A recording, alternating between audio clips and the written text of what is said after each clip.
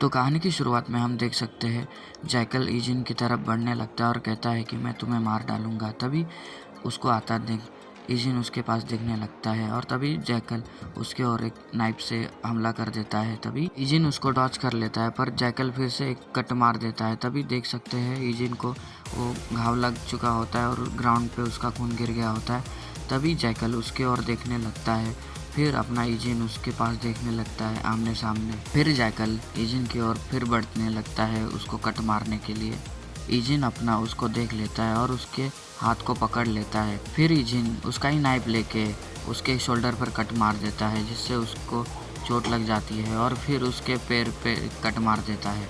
तभी जैकल अपने घुटनों के बल ग्राउंड पे गिर जाता है और उसके मुंह से भी खून निकलने लगता है। तभी हमारा ईजिन नाइफ लेके उसके सामने आ जाता है और बड़े ही बैड लुक में से उसके ऊपर हमला कर देता है। उसको आता देख जैकल डर जाता है पर जैकल भी मिलिट्री वाला रहता है इसलिए वो भी डॉच कर लेता है और पीछे जाके एक बंदूक उठा लेता है। तभी ईजिन ये देख लेता है। तभी जैकल उसकी ओर पॉइंट आउट करते हुए गोली चलाने लग जाता है। तभी ईजिन उसके गोलियों से डॉच करने लगता है पर वो इतनी गोली रहती है कि वो डॉच नहीं कर पाता और कोई ना कोई गोली उसके बॉडी को चिपक के चली जाती है और खून निकल जाता है। तभी ईजिन बड़े ही तेज़ी से वहाँ से निकलने की कोशिश कर रहा होता है। तभी वो एक मोड़ पे आ जाता है और वहाँ से ही वो गोलियों से बचते हुए निकल जाता है और फिर वो पैसेज से भाग जाता है। तभी जैकल को दिखाते हैं, वो कहता है कि साला ये फिर से बच के भाग गया और उसका पीछा करने ही वाला होता है। तभी उसका पैर जवाब दे देता है और वो दर्द के मारे ग्राउंड पर गिर जाता है और अपने पैरों के पास देखने लगता है। तभी वो कहता है कि नहीं, मेरे पैर, और ज़ोर से चिल्लाने लगता है और चिल्लाने की आवाज़ आती है और उसको दर्द देने लगता है। तभी वो कहता है कि सोचूं तो मैं अपना पैर अपने आँखों के सामने खो दूंगा। चिल्लाने लग जाता है और वही बेहोश होता है। फिर सीन शिफ्ट होता है, हमें ईजिन को दिखाते हैं जो पैसेज में भाग रहा होता है और एग्जिट की तरफ बढ़ रहा होता है। तभी ईजिन अपना कंधा पकड़ते हुए आगे के बढ़ने लगता है और दरवाज़ा खोल देता है एग्जिट का। तभी सामने एक बंदा रहता है जो सीधा गन ताने उसके ऊपर खड़ा रहता है। तभी ईजिन उसको देख लेता है और उसके पीछे एक लड़की भी रहती है, लगता है ये एलिस है। तभी ईजिन अपने हाथों में से नाइफ निकाल लेता है और फिर सामने देखता है। तभी सामने से खून दिखता है और चिल्लाने की आवाज़ आती है आ करके।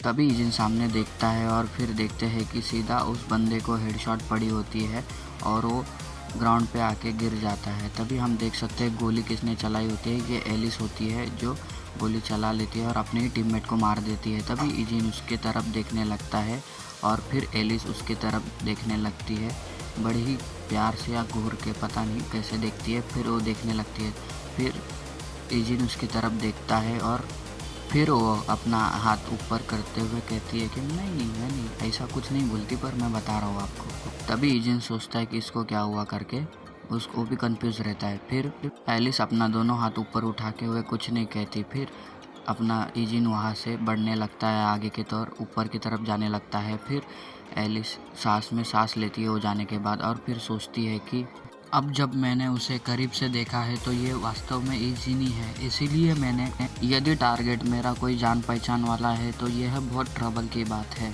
मतलब ये ईजिन को पहचानती है अपने और फिर अपना सर खुजवाने लगती है। ये एलिस ही होती है और कोई नहीं।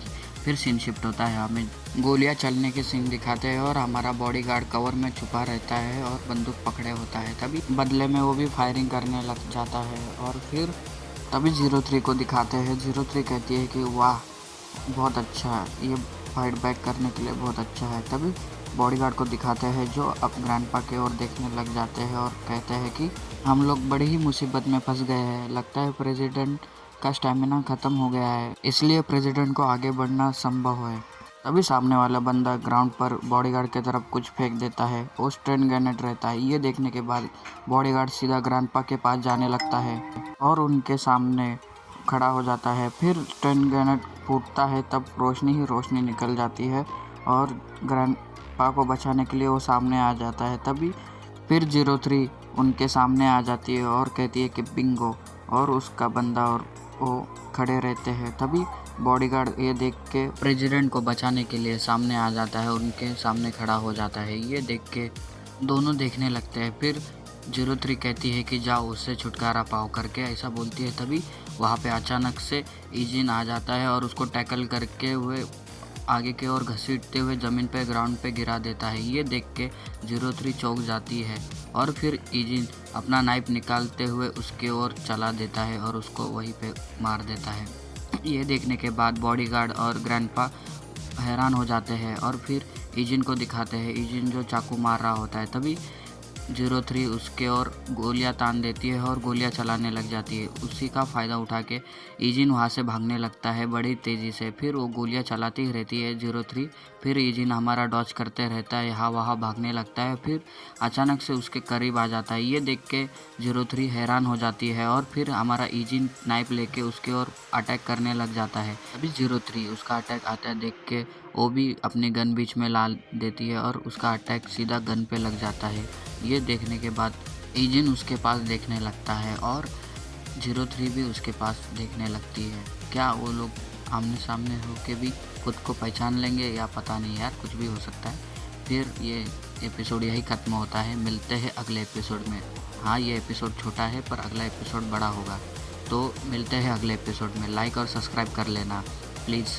चलो मिलते हैं अगले एपिसोड में। बाय।